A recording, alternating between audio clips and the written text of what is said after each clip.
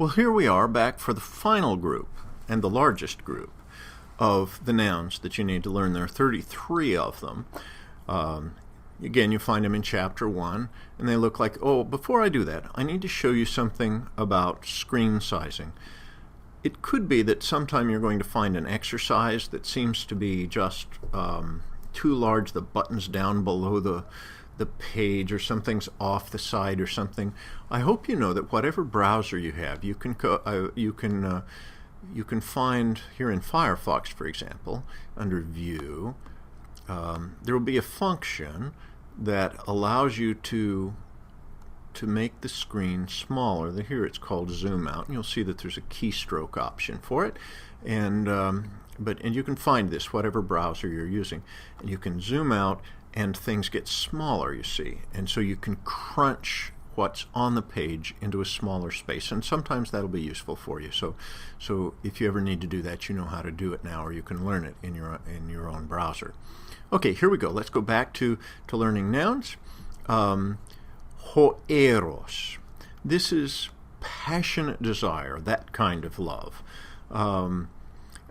These little guys are like the cupids that you might find it's called Cupid in Latin, but eros in Greek, and you may intuit that our word erotic comes from this word, and in fact that's true. The word for boy is pais, hopais. The word pais was sometimes used of a real young boy, but it could also be used of a slave, just as in the discreditable way that boy was used of slaves in our own country's history. Pais. This alpha iota diphthong made its way into Latin as AE, and in American English, that AE diphthong often turns into a plain old E. So you may recognize, if you think about it this way, you may recognize this word in words like pediatrics, which have nothing. Pediatric specialist has nothing to do with your feet. He's a child doctor.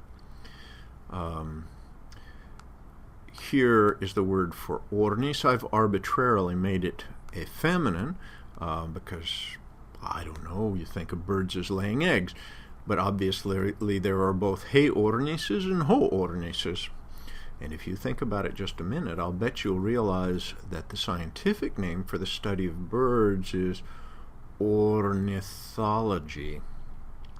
I hope you begin to think, how strange, why does ornithology have a TH in it, and why does pediatrics have a D in it, and why does erotic have a T in it? Well, here's the word for body, a live body, not a corpse. Soma. Soma, you know, psychosomatic diseases and somatic symptoms.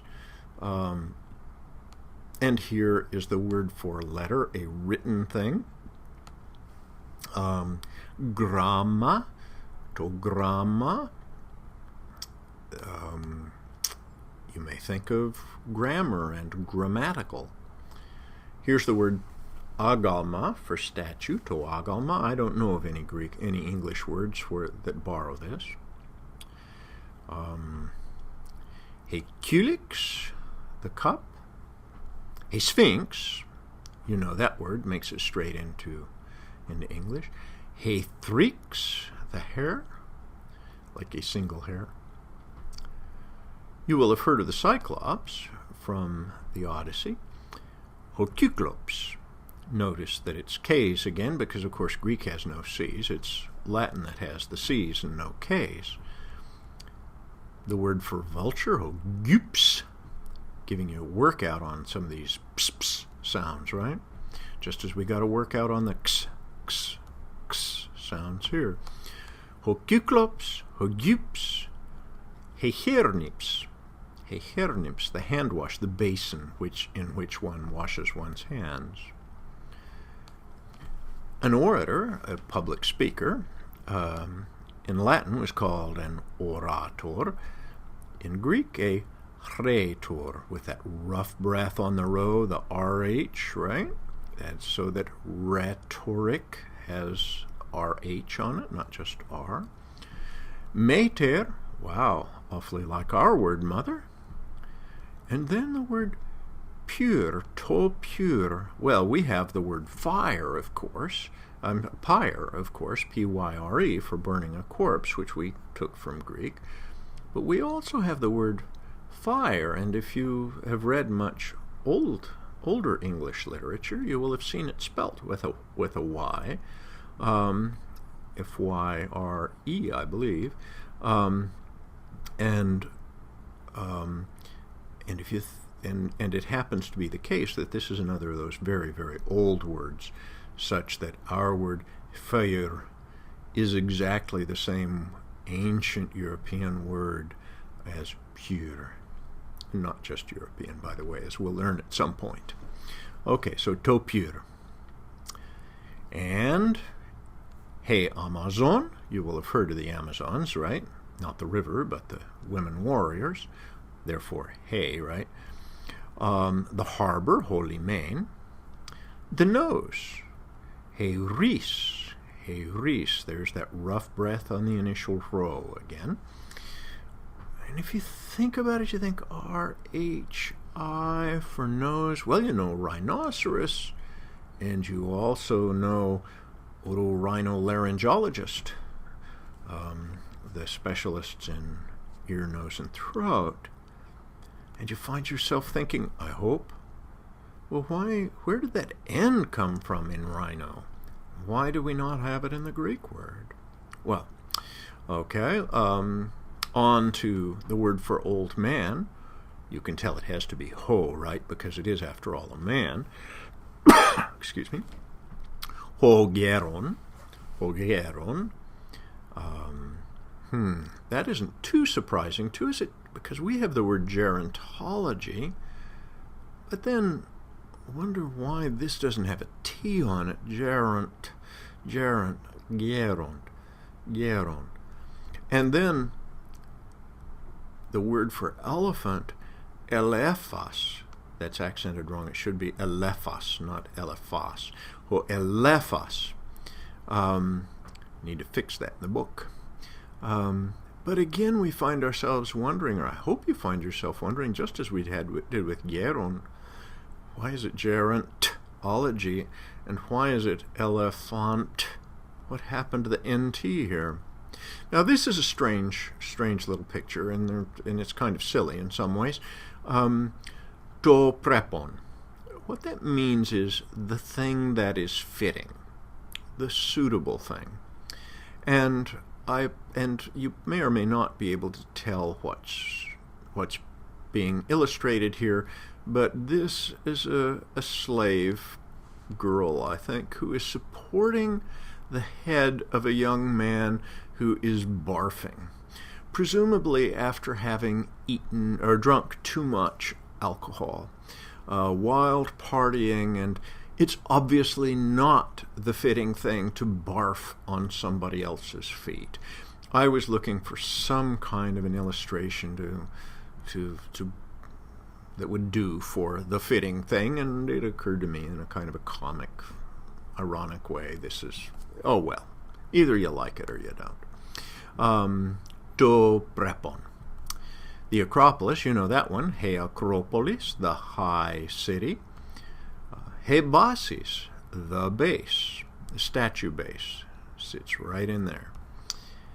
He opsis, the look, the face, the appearance, the visage, the way somebody looks.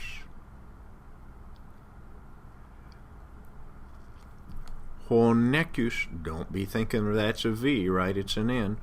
Hutos honecus, hotos honecus. The corpse, the dead body.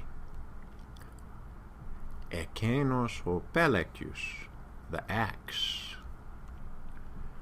Tuto to astiu, the town, as opposed to the country. The polis is more the organized governmental structure. This is more the place where all the buildings are, as opposed to the countryside. Ho basileus, the king. You may recognize in this the base of our word basilica, the royal place. Ekene he neus. Neus. You will learn before long that there's also a variant of this word, naus. And if you think about it, navs, navigate, same base. Haute he bous, bous. And just as you had a kind of a V here in our words that come from it, navigate, so also here you get bovine, having to do with cows, right? Bous. Ho Socrates, Socrates.